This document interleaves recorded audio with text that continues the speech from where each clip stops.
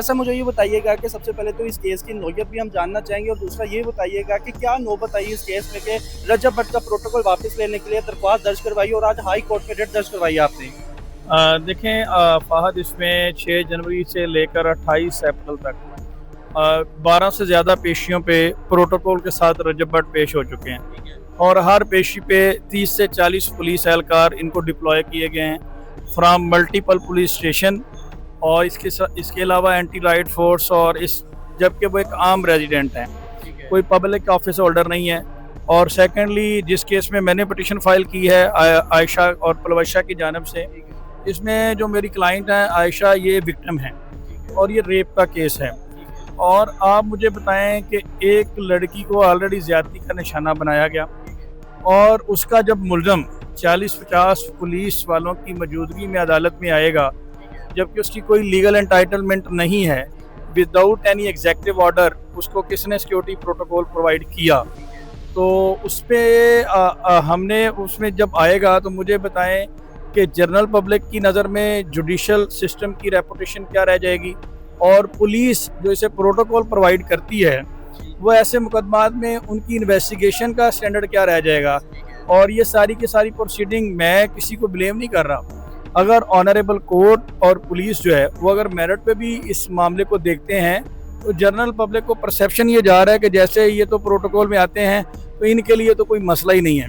और बाद में जिस तरह से उसको मिसलीड किया जाता है, रॉन्ग इन्फॉर्मेशन दी जाती है सोशल मीडिया पे, जिस तरह से अभी लास्ट हियरिंग पे आपने देखा कि रजब भट्ट साहब जो हैं वो जब अदालत से निकले 35-40 पुलिस एहलकार उनके साथ हैं और उनसे कोई मीडिया रिपोर्टर पूछते हैं कि जी भट्ट साहब क्या कहेंगे, तो वो कहते हैं कि जी मैं जदों किते बहना हुआ वकीलों नाल बहना हुआ जेडे कट देंदे ने जजां दी भी हिंट कट के, ठीक है। इट मीन्स कि जो जजों की भी बोलती बंद कर देते हैं, वो अंदर जज साहब के पास वो पेश होके आ रहे हैं, फिर वो कहते हैं कि जनाब आज आखिरी है पेशी, तेरे यार दी तो मैं आ जाना कल बाहर हूँ, ठीक है।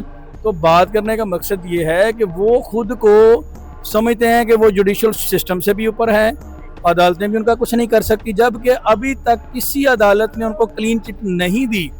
फैसला ऑनरेबल कोर्ट ने करना है तो उन्होंने तो ना कोई अदालतों की सैंक्टिटी रहने दी है, ना कोई पुलिस की रहने दी है। और ऑनरेबल चीफ मिनिस्टर साहिबा जो हैं वो बड़ा अच्छा काम कर रही हैं और इस तरह के जो लोग हैं वो तो हुकूमत के अच्छे कामों पर भी पानी फेर रहे हैं। और इसके लिए मैंने ऑनरेबल चीफ मिनिस्टर साहिबा को पहले एप्लीकेशन मूव की, स्पेशल सेक्रेटरी होम को एप्लीकेशन मूव की, चीफ सेक्रेटरी को की, DIG सिक्योरिटी को की, कोई रिजल्ट नहीं है। क्योंकि अच्छा फैज साहब, ये बताइएगा कि आज डेट दर्ज हुई थी तो कमरे अदालत में क्या गुफ्तगू हुई, क्या आर्गूमेंट्स हुए, क्या पूछा गया जज साहब की जानिब से आपके? जब मैंने 4 फोरम पे एप्लीकेशन दी हैं तो उसके बाद मुझे जब कोई उस पर रिस्पॉन्स नहीं मिला एडमिनिस्ट्रेशन की जानिब से, गवर्नमेंट की जानिब से, देन मेरे पास appropriate forum honourable high court ही है। तो मैंने ऑनरेबल हाई कोर्ट से रजू किया जिसमें जस्टिस तारिक सलीम साहब ने इस केस की समाअत की और उन्होंने मुझसे पूछा कि आपकी ग्रीवियंस क्या है, आप इससे कैसे अफेक्ट हो रहे हैं, अगर किसी को कोई प्रोटोकॉल मिल रहा है तो ये कौन है। तो मैंने बताया कि सर ये एक टिकटॉकर है, कोई पब्लिक ऑफिस होल्डर नहीं है, इसकी कोई लीगल इंटाइटलमेंट नहीं है, कोई एग्जेक्टिव ऑर्डर मौजूद नहीं है और मैं इस केस में विक्टिम हूँ। तो ये एक बैड इंप्रेशन है और स्टेट के जो एक्सपेंसेस हैं, स्टेट के जो रिसोर्सेज हैं उसका मिसयूज़ हो रहा है। और अगर स्टेट के पास इतने ही ज़्यादा रिसोर्सेज हैं तो वो फिर तमाम मुल्ज़मान को दे दें, ठीक है, या फिर किसी को भी ना दें। तो ये आर्टिकल 4, 10, 25, 24, 14, 9 इन फंडामेंटल राइट्स की वायलेशन है। तो इस पे ऑनरेबल कोर्ट ने हमारी रिक्वेस्ट को कंसीडर किया है।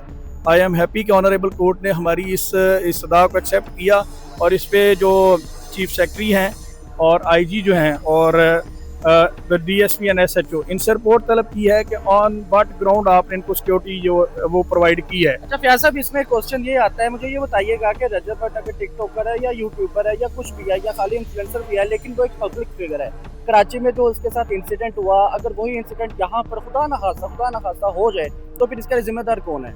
भाई ये इंसिडेंट विक्टिम के साथ भी तो हो सकता है, उनके साथ प्राइवेट जत्थे आते हैं, ठीक है, कोई स्पेशल कोई यूट्यूबर है, पब्लिक फिगर है।